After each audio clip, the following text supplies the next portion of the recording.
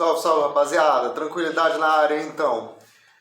Hoje eu vou mostrar uma coisa que vai ficar nesse vídeo, nesse canal. E eu tenho orgulho de apresentar o professor Arison, da universidade aqui de Santa Catarina, que fica em Florianópolis, né, a UFSC. Quem conhece a UFSC. E ele, dentre tantas coisas que ele pesquisa, galera, ele pesquisa a parte de tecnologia voltada para a prevenção de desastres naturais. Ele andou pesquisando, antes da inteligência artificial dar esse boom com o ChatGPT, ele já vinha pesquisando, já fiquei sabendo, já estava sabendo de que ele estava pesquisando sobre inteligência artificial. Olha, ele falou tanta coisa, galera, tanta coisa, que é uma pérola, é um primo, uma obra-prima. Foi um orgulho ter apresentado. Eu peço só desculpa, porque eu só tenho esse celularzinho que eu falo com vocês e o ambiente não era aquele estúdio do tipo Flow Podcast, o áudio é da própria celular, não tem aqueles microfonezinhos todos chiques, não tem nada disso. Eu sou um cara simples, assim como vocês que me escutam aí, tá? Mas a mensagem, a conversa que falou sobre a inteligência artificial, colocar limites, olha, falou muita coisa, galera, falou muita coisa. Dá uma olhada, foi feito com carinho, tanto da minha parte quanto da parte do professor Arison, tá? Foi feito com carinho para vocês. Valeu! Bom, rapaziada, eu tô aqui com o Arison. O Arison conheci há um bom tempo. Faz alguns anos, né, Arison? Tu dá aula de que, Arison? Eu sou professor da Universidade Federal de Santa Catarina, do Departamento de Geociências, né? E já bem na área da tecnologia da inteligência artificial. Se bem que tem algumas coisas ali, né? Algumas ainda precisam avançar bastante, né? E agora eu estou no mestrado profissional em desastres naturais, onde está havendo um conjunto grande de demandas e necessidades dentro dessa área, né? De desastres naturais. Isso. E a parte da ciência, onde entra essa parte de desastre natural? Com a prevenção? Tanto na prevenção quanto na resposta, porque o ciclo de proteção e defesa civil é a prevenção, a mitigação, a resposta e a reconstrução. Né? Só que geralmente se investe só na resposta e na reconstrução, que é quando já aconteceu, e não na prevenção e na mitigação, que é o que deveria ser feito para evitar que os desastres aconteçam. Né? Legal. Tá? E no Brasil a coisa ainda está muito só na resposta e pouco em prevenção. Né? Mas assim, aconteceu, sai correndo. Enquanto os outros países avançam na tecnologia para prevenir. Eu acho que o Japão foi um dos primeiros, né, que começou a usar o computador para prevenção de desastres naturais, não foi? Sim, montou um prédio gigantesco que era praticamente um computador dele para prevenção, não era? Alguma coisa desse tipo, não era? Isso é mais para a área de terremotos. Isso, né? Exatamente, mas na área de terremotos. Aqui no Brasil, mais coisa seria tempestade, coisa assim? Aí depende muito da região. Tem seca, tem estiagem, tem inundações, alagamentos, erosão costeira, que é o que está acontecendo agora no estado de Santa Catarina de forma mais intensiva, né? Erosão costeira aqui, no Morro das Pedras, aquela erosão ali que está sendo. E a tecnologia está envolvida para prevenção e para medição de tudo isso daí. Pô, que legal. E a inteligência artificial, onde entra nessa conversa? Que você me comentou que eu sou um cara que eu estudo bastante ligado à área de tecnologia da informação, como tu sabe, sou ligado a isso, amo isso daí. E eu vejo, às vezes, com um olhar meio que assim, de alerta com respeito à inteligência artificial. Porque parece assim, visão um pouco... Se deixar a reveria do jeito que está, não sei se eu estou errado, mas não parece ser uma coisa boa. O que tu acha disso aí? Hoje, porque na verdade o que acontece? Durante a pandemia a gente participou ainda, né, agora eu não estou mais, do Comitê Técnico da Defesa Civil do Estado de Santa Catarina. Um dos grandes problemas foi o retorno às aulas. E naquele momento a gente fez um trabalho que se chama Tutorial de Metodologias Ativas, eu e a Antônia, que é uma aluna de mestrado minha, e mais uns professores, um tutorial de metodologias ativas para os professores terem ferramentas para poderem utilizar para voltar às aulas, porque todo mundo foi pego de surpresa novamente. A pandemia pegou todo mundo de surpresa. Mas porque também ninguém havia se preparado para isso. Indicações disso já haviam desde 2009. Sério? Mas ninguém nunca levou em consideração. Nunca levou a sério. Né? E aí o que acontece? Tá?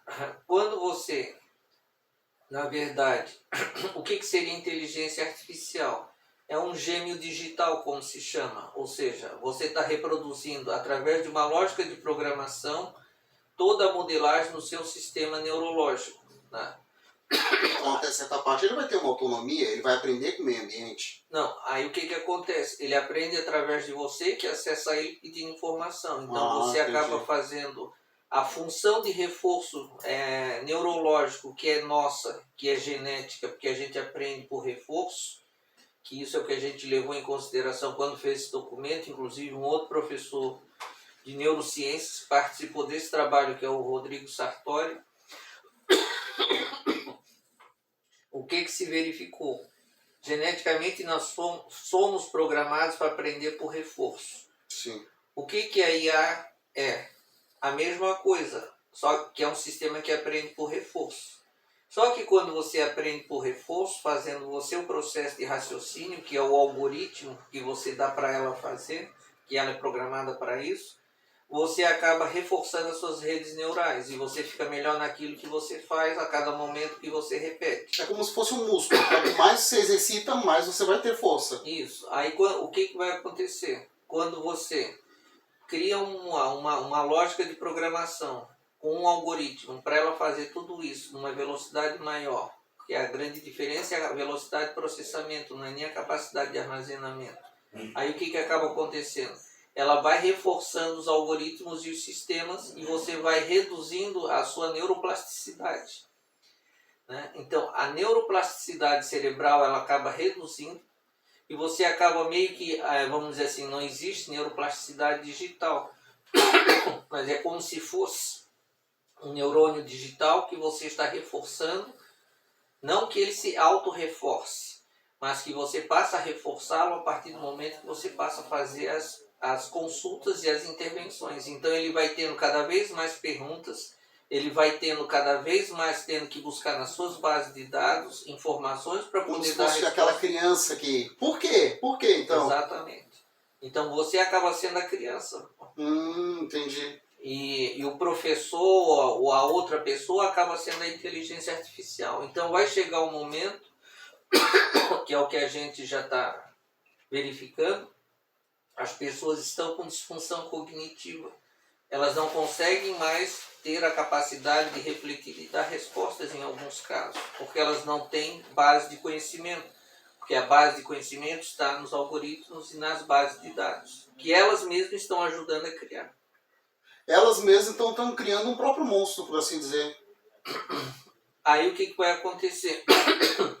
A grande dúvida agora é a regulação disso, a questão ética, a questão do uso desses resultados, né, que tem aí vários programas, né, o ChatGPT-1, o DALL-E, ChatGPT, né? Agora com a 4.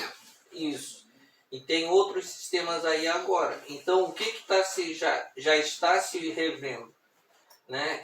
Que eles estão chamando de engenharia de prompt. Né?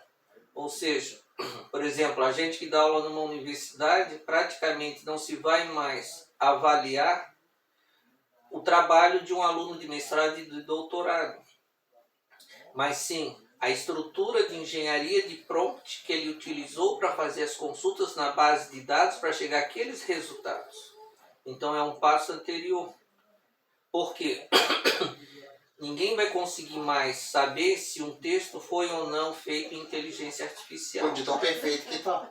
Porque também existem inteligências artificiais que tiram o IP, ou a titularidade, ou a origem de um texto feito em propriedade intelectual, as características. Entendi. E aí não terão, é como se fosse um antiplágio. Né? Sim. E aí você vai ficar cada vez mais difícil você fazer esse tipo de avaliação. O cara pode fazer um TCC inteiro, um coisa inteiro, do nada, só utilizando o ChatGPT ou coisa assim. Já foi feito, o ChatGPT já apareceu como autor em publicações de artigos internacionais, só que aí o que acontece? Se alguém for perguntar para você que resultado é aquele, não, se a banca for uma banca, vamos dizer assim, mais séria, ela vai fazer perguntas que o candidato não vai saber responder. Porque ele não teve nem o trabalho de ler o que o ChatGPT criou para ele. Não, ele vai ler, mas ele não vai entender a lógica, o algoritmo que fez com que o chat desse aquelas respostas. Entendi. Porque virão ou não com algumas referências. Entendi. Né? Entendi.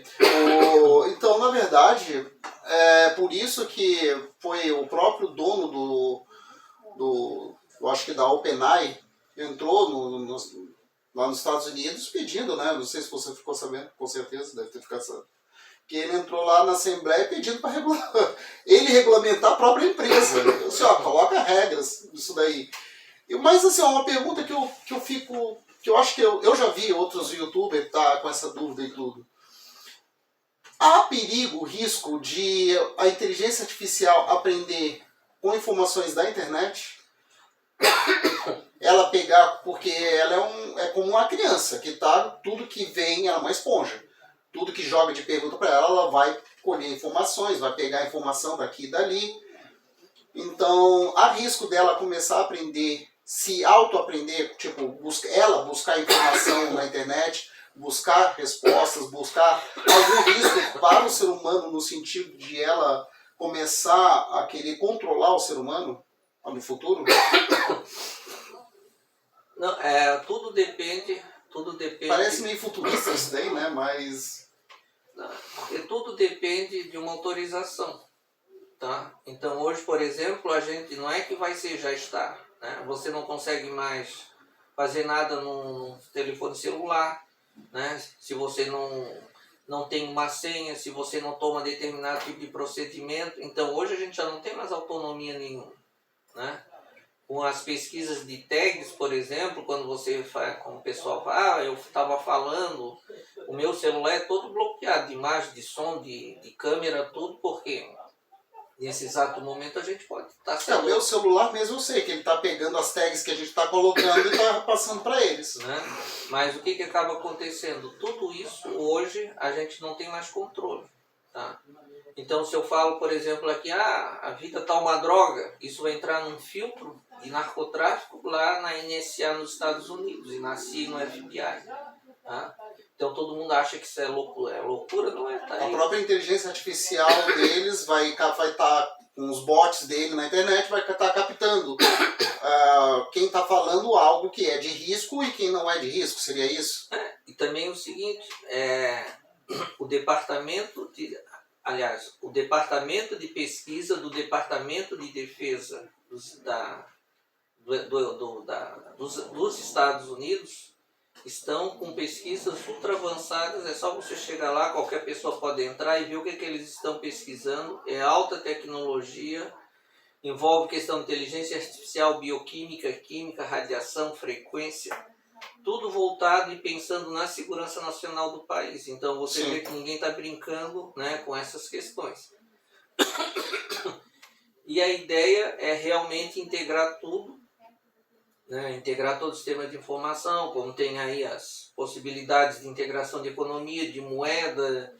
Inclusive os drones eles estão utilizando. Recentemente foi feito um teste num drone que o drone, incrivelmente, ele matou o próprio controlador, virtualmente falando, matou o controlador dele, porque ele estava limitando a capacidade dele de defender o espaço aéreo que ele foi delimitado.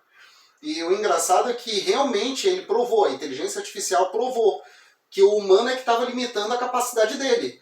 Tanto é que ele recebia pontos por cada abate. Ele abateu, saiu na notícia, abateu o controlador e a torre. E aí ele teve autonomia. E ele teve um ponto máximo possível quando ele teve autonomia. Que deve ter, na lógica de programação, deve ter algum ponto lá em que isso não foi controlado ou isso não foi dimensionado perfeitamente. Algum bloqueio, como tu estava falando. Exatamente. como na China já tem lá os créditos sociais, né? Você foi ali, o cheque voltou, você acaba ter reconhecimento facial, aquilo ali gera um ponto negativo para você. Você vai entrar no ônibus, aparece lá que você está devendo no supermercado.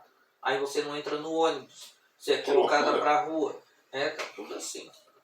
E lá o sistema é um pouco mais efetivo em termos de controle social. Na verdade, tudo isso é para controle social, né? Mas aí acaba inibindo a liberdade da gente, no caso. A gente fica. Aí entra naquilo que tu falou. A gente começa a ter limitação e ficar a gente fica submetendo a nossa liberdade a uma máquina. Porque, como falou, na China, quem vai limitar, quem vai falar se você pode entrar no ônibus ou não, vai ser uma máquina que vai ver que você, se por um acaso tiver um bug e falar que você está devendo, você não está, e a máquina colocar alguma coisa, der um bug lá e falar que você está devendo, você não vai poder fazer nada. Agora, por exemplo, já existe, por exemplo, seleção de pessoas e empresas por reconhecimento de padrões faciais. Dependendo da pergunta que é feita, como você responde, como você faz uma expressão facial, a inteligência artificial analisa se você é a pessoa mais adequada ou não. Está se pensando agora para a área da educação dentro de uma sala de aula. O professor está dando aula, dependendo dos alunos, as expressões faciais, isso pode corresponder a dificuldades ou não de aprendizagem. Mas o que se coloca ainda além de tudo isso é a necessidade de curadoria de tudo que se está fazendo. Porque por mais que, o que acontece? A inteligência artificial ela só vai ter um determinado grau de autonomia, que isso não vai ser muito distante, em função da capacidade das bases de dados que nós estamos formando toda vez que a gente faz uma busca ou faz alguma pergunta. Então vai chegar um momento em que, para determinadas perguntas mais complexas, ela terá uma certa dificuldade de resposta. E para isso haverá necessidade de curadorias de informação, que é o que já se vem fazendo. Então as duas grandes profissões que estão falando aí é a curadoria de dados e a engenharia de prompt, que está sendo colocada aí agora como caminho para poder, e que não tem gente formada nisso. Mas a inteligência artificial, eu sei que às vezes parece loucura, mas a gente vai alimentando ela, a gente alimenta o banco base de programação dela. E depois, com a base daquele banco de dados, ela vai aprendendo com a medida do que vai aparecendo. Não tem o perigo daquilo dali com o passar dos anos, estou falando décadas talvez, a gente alimentando, uma diretriz entrar em conflito com a outra e ela ter que tomar uma decisão e essa decisão não ser muito adequada? Não, a decisão é sempre política, em linhas gerais. Tá? Então, se a questão política não estiver envolvida também na decisão dos algoritmos, isso vai ficar complicado. Porque o que acontece também? As estruturas dos algoritmos, elas estão baseadas em ontologias, né? Tem as ontologias, que são sistemas de representação de conhecimento, que se estuda na computação. Então, e se você for ver o que é ontologia, é um termo da filosofia. Então, nós temos, em média, 22 escolas filosóficas e 22 modos diferentes. Ontologia, porque com quem vai estudar vai ser pessoas de todo o mundo, por assim dizer, vai jogar na internet. Ontologias são concepções de mundo e de realidade. Ah, tá. Isso que eu falei, que é concepção do que é, o que não é, seria isso? Não. São concepções de mundo diferentes acerca das mesmas coisas. Então, né, por exemplo, tem ontologias metafísicas, teológicas, fenomenológicas, quânticas e por aí afora. Entendi. Para cada uma delas tem um mundo completamente diferente, como agora o metaverso, que é mundo, né? Então, a partir do momento em que existem diferentes formas de concepção, vão existir diferentes formas de atuação. Né? Então, os atuadores serão diferentes em cada uma delas e os resultados também serão diferentes. Então, e tudo isso vai ser movimentado pelo metaverso, que é uma forma de tirar você da realidade e colocar numa realidade virtual, onde lá tudo é possível e realizável. Né? Então, em linhas gerais, eu vejo isso como um problema, né, no sentido de da falta de liberdade e de controle social cada vez maior que está se configurando dentro dessa perspectiva. E na área da educação não vai ser diferente. Vai ter dificuldades, né? De aprendizagem, como já está tendo, né? Sim, eu acredito que sim. Mas é um tema que é gostoso. Eu gosto dessa parte de... O meu canal eu criei, o Arson, porque assim, eu vejo que muita gente é curioso, mas eles não sabem dessa linguagem, entendeu? Não, às vezes ficam perdidos no que é real e o que não é. E às vezes eles acham que o futuro está muito longe. E o futuro a gente já está presenciando, já está vivenciando. Eu teve uns tempos atrás, eu fiz um vídeo sobre os Jetsons. O que os Jetsons, na nossa época, que a gente viu os desenhos animados, Jetsons, a gente já tem quase todos eles. Só não tem carro que voa ainda porque não foi produzido. Mas a tecnologia para isso tem, né? Tanto é que teve um maluco que colocou um drone e ele ficou no meio, onde é a bateria, por assim dizer, do drone. Ele colocou um assento e um controle remoto e saiu. Basicamente ele fez um drone gigante e ele podia voar. E ele andou no sítio dele a uma certa altura, né? Ele andou. Então é loucura a gente parar para pensar que o futuro ainda vai vir. Não, o futuro já está presente. E se a gente não colocar diretrizes, essa questão da inteligência artificial, o pessoal está muito acomodado. Não sei se concorda. O pessoal está muito acomodado, está muito achando oba-oba, eba-eba, tá tudo bem, tá muito no oba-oba, eba-eba, tá tudo bem, tudo uma maravilha. Mas eu vejo com um olhar meio temeroso, não sei se você concorda com isso daí.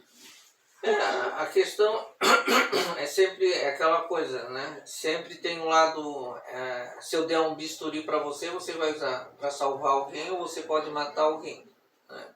Isso, a inteligência artificial é a mesma coisa. Tudo vai depender do uso que se der a ela, né? A gente pode trabalhar para melhorar, quanto pode trabalhar para controlar, né?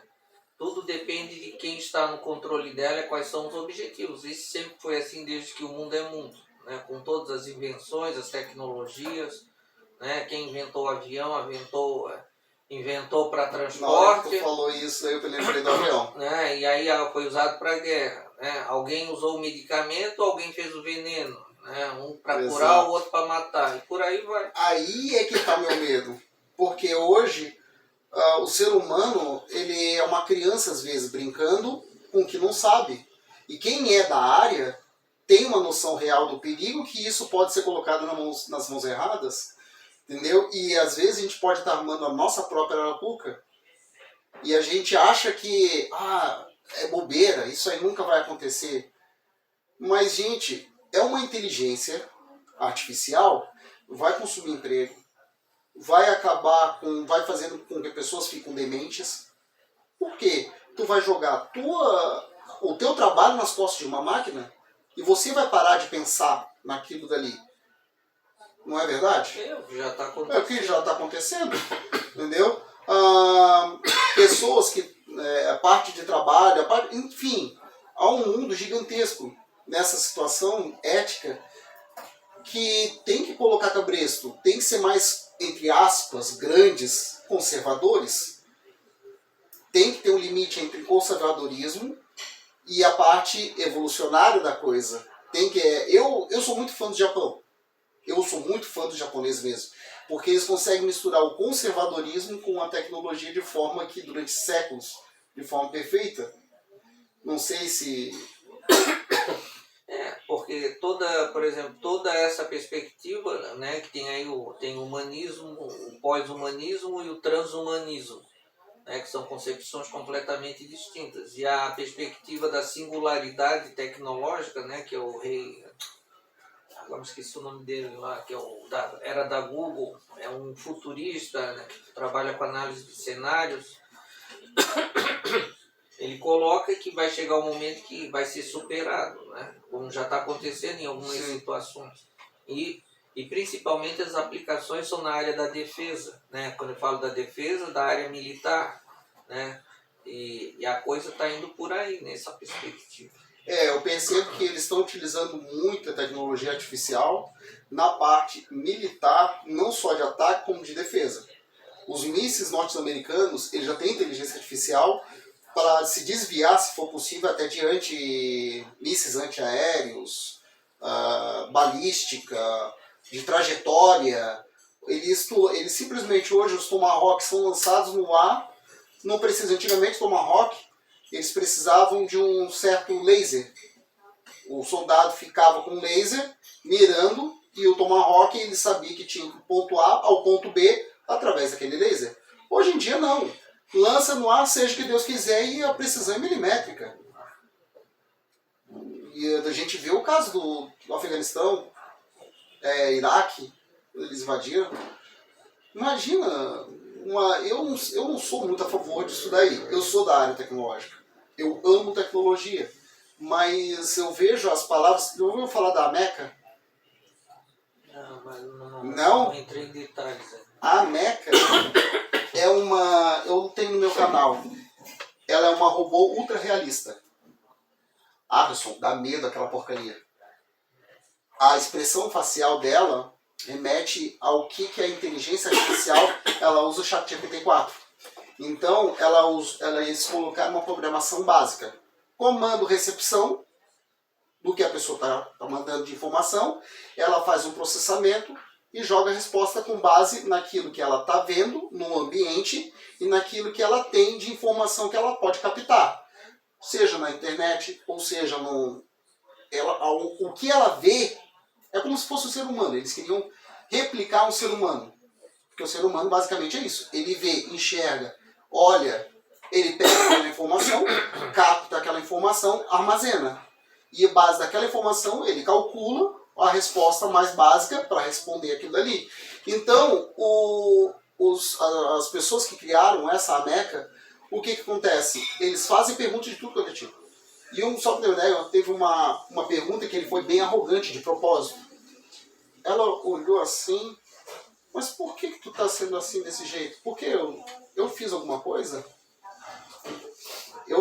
Aonde que foi que eu errei? E a resposta, a reação automática dela foi de... Eu não entendo por que tu tá sendo... Aí depois que ele falou, não, só tô fazendo um teste. Ah, tudo bem. É porque se ela está ligada em rede com todos os sistemas, ela passa a ter comportamentos em rede. Tá? Então as respostas serão automaticamente, pela velocidade de processamento, ultra refinadas. E terá essa capacidade. Né? Ela faz isso. Ela faz isso. Ela faz isso. E inclusive, isso que você falou é uma coisa que a própria Meca estava falando. Ela está criando um rebuliço no mundo fora. Dá uma olhada nessa Meca. Ela falou justamente que a inteligência artificial ela tem que ser regulamentada. Ela tem que ser regularizada. Tem que colocar, vamos dizer assim, cabresto. Né? Não usou essas palavras, mas... Por quê? Senão vai causar muitos problemas. Se querendo ou não, a ponta dessa linha, a ponta mais fraca é o ser humano. E por exemplo, onde teve o Startup Mentor da universidade, né? Eu faço parte lá também do grupo lá. E aí uma das coisas que a gente estava discutindo, porque todas as empresas que participaram e os grupos de alunos dos cursos de graduação e pós-graduação fizeram o lançamento de alguns produtos e alguns até aplicativos. Né? Numa videoconferência, estavam presencialmente, mas foi transmitido pelo Google, né? Por videoconferência. Então o que isso resultou? Que você estava transferindo uma tecnologia para o mundo inteiro sem um princípio de proteção do conhecimento daquilo que você estava produzindo. Então, aí onde é que fica a propriedade intelectual de uma tecnologia que você desenvolve, que você publica, que você faz um vídeo, quando na verdade o primeiro princípio era, primeiro, proteger, desenvolver, criar as patentes, as marcas depois fazer os testes, depois lançar no mercado, e aí você tem todo o controle. Da forma como foi feito ali, podia ter até alguém ali captando, tirando foto, filmando, pegando filme, vai lá na frente, tem mais condições e recursos, registra no nome dele e você fica de fora. E, na verdade, o idealizado foi toda outra pessoa. Não foi? E hoje um dos grandes problemas é a inovação. Né? Como é que você vai trabalhar a inovação num contexto desse, né? Onde hoje, por exemplo, para você fazer pesquisa, não adianta mais você ir para a biblioteca. Você tem que fazer avaliação de benchmarking de aplicativo em store, né? Que são os App Store, CP Store, barará, que tem por aí. Tá? Porque você pode achar que está fazendo uma inovação, mas na verdade você já está repetindo algo que já está extensamente. Né? E como a China, por exemplo, também tem os meios deles que não são os nossos, né? Que essa semana inclusive veio o reitor de uma universidade da China. O que aconteceu? Eles não usam WhatsApp, lá é o WeChat. Tá? O WeChat. Então é um outro sistema que é controlado por eles mesmos, não é americano, não é o sistema deles mesmo. Então se você quiser é monitorado por eles. Se você quiser ter contato com alguém da China, uma empresa da China, alguém que trabalha lá, ou que mora lá, tem que ser pelo WeChat. Né? E tem que ter alguém lá, não basta você baixar o aplicativo. Você tem, para baixar o aplicativo, tem que ter alguém lá que aceite você de lá como membro do WeChat, para o WeChat seu poder ser validado. Eu sei que a China está fazendo até com câmeras de... Está testando, ainda não foi efetivado. Câmeras não só que vê a expressão, mas com tipo um negocinho na cabeça que mede o fluxo neural, para ver se a criança está escutando ou não. Ou seja, entre aspas, lê o pensamento da criança, para ver se a criança está prestando atenção naquilo que a pessoa está dizendo lá na frente, ou não. Se ele está só olhando e divagando, por assim dizer. Então, a China é bem controladora nesse sentido, né? Isso aí o Nicoleles já está trabalhando com isso, né? Qual? Nicoleles, professor Nicoleles, que é um neurocirurgião, neurocientista, aliás. Né? Porque, na verdade, o que acontece? Isso é outro grupo de pesquisa que eu tenho, é psiconeuroimunoenergia. Tá? A gente já tem publicações desde 2017, poucas, porque a gente não consegue publicar essas questões em revistas científicas nacionais e até algumas internacionais, porque são assuntos ainda polêmicos e o povo tem medo dessas discussões, por exemplo. Né? Controle de mente. Então, é a primeira coisa que as pessoas falaram. Então, existem muitos problemas. Então, por exemplo, toda informação que chega, ela chega de diferentes formas e diferentes níveis. E cada sentido seu recebe uma etapa de um processo de informação, que é o que a inteligência generativa está procurando integrar, e, né, imagem, texto, texto, imagem, som e texto, aquela coisa arada toda. Só que quando essas informações chegam, elas passam por um processamento interno, onde essas informações viram um saber que é ativado vai para o sistema neurológico. O sistema neurológico ativa todas as redes neurais. Essas redes neurais, elas ativam aminoácidos nos neuropeptídeos. Esses neuropeptídeos são lançados na corrente sanguínea e isso tem um efeito sobre o sistema imunológico e os campos de energia e os gradientes de energia de todas as operações químicas. Então essa integração ainda não foi feita, pelo menos que eu saiba, tá? Mas é o que está se buscando. E com isso, por isso essa integração também forte da inteligência artificial na área da saúde, tentando criar através da nanotecnologia, né, os nanobots. Eu já ouvi falar desses nanobots, inclusive fiz pesquisa sobre eles. Para tentar fazer todo esse processo, né? Só que aí a ideia seria a dessensibilização celular a partir daquilo que foi sensibilizado de forma não adequada, vamos dizer assim, por uma condição que gerou algum tipo de doença. Esses nanobots são fantásticos também.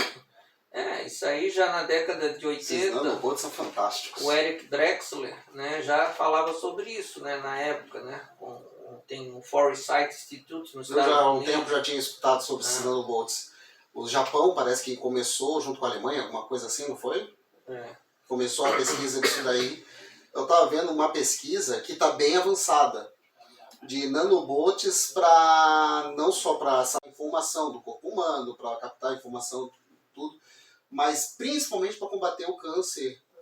Eles serem programados para ir até o local onde está a célula cancerígena e eles vão literalmente destruir, são feitos para destruir programados para destruir aquela célula. Pô, já imaginou se isso realmente se concretiza? Mas já tem, por exemplo, já se usa, por exemplo, lisossomos para captura de gordura, né? Já tem pesquisa sobre isso, geração de energia com mitocôndria, né? Porque na verdade são as próprias estruturas celulares sendo usadas para outras finalidades que não fisiológicas, né? Então, entendi. São essas outras possibilidades também. Para acabar com combater o próprio... questões ambientais, né? Existem já pesquisas voltadas para isso também. Eu sei que a parte de biotecnologia é bem avançada. Aqui em Florianópolis, por incrível que pareça, bom, eu sou um perfeito exemplo. Para quem não sabe, eu sou deficiente, tenho problema no braço, e eu fui, há alguns anos atrás, uma cobaia. Porque o Bertelli, Jaime Bertelli, na época ele estava fazendo pesquisas, já bastante avançadas, na área de uma técnica medicinal para não utilizar um nervo da perna, ou um nervo de algum lugar, para transplantar o nervo daqui em outro lugar.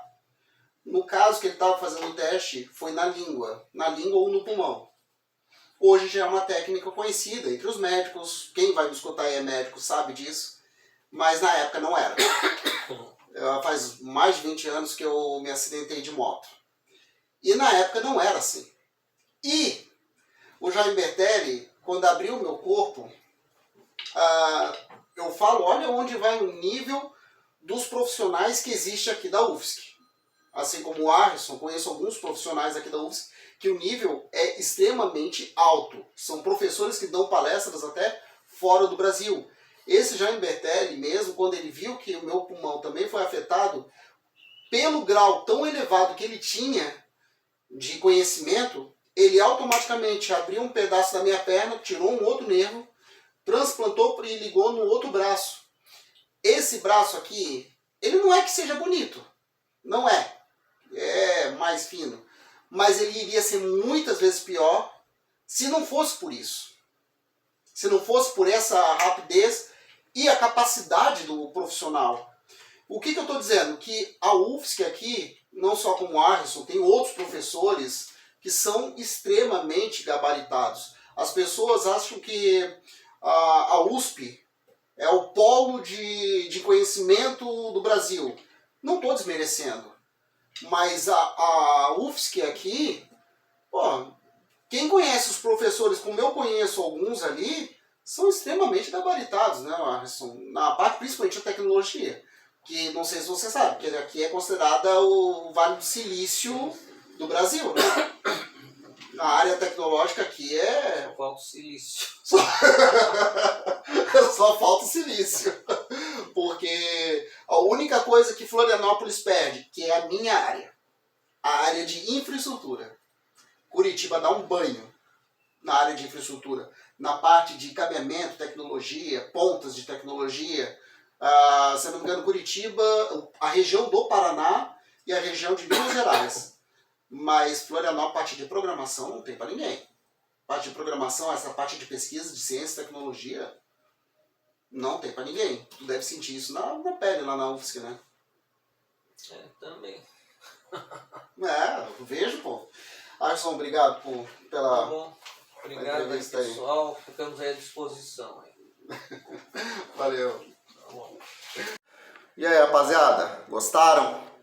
Pô, isso daí foi eu fiz no sábado, foi mais ou menos, acho que dia 24 desse mês, do mês de junho, né? E Pô, prazerzão conversar com o professor Alisson. Novamente eu agradeço a ele por ter disponibilizado aquele tempinho. Tirei ele do ambiente de trabalho dele, que aquilo dali, por incrível que pareça, ele fica naquele cantinho ali só trabalhando em cima das pesquisas dele, do livro dele. Fica naquele cantinho ali estudando. O homem é um gênio. Simplesmente não tem outra expressão a falar. Inteligentíssimo, gênio, simpático. Eu só tenho a agradecer e agradecer a vocês, porque o vídeo ficou bem longo. Obrigado, beijão a todos. Fique com Deus.